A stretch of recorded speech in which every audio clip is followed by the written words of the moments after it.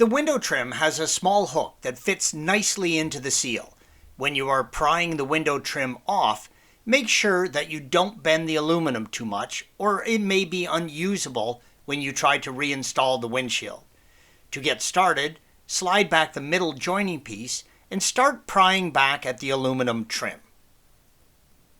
Take a razor blade or X-Acto knife and begin cutting through the seal where it mounts to the car. The point is to cut away the part of the seal that is holding the glass onto the frame of the car. You want to cut down the distinct groove in the middle of the seal that normally holds the window trim. After the seal is cut or scored, the part that attaches the windshield to the chassis can be torn away. Pulling on the end of the seal should make it separate from the rest of the seal. After this section of seal has been removed, the entire piece of glass should be loose and ready for removal. Use care when removing it. It is surprisingly heavy. Thanks for watching. Be sure to subscribe to our channel and check out another video in this series.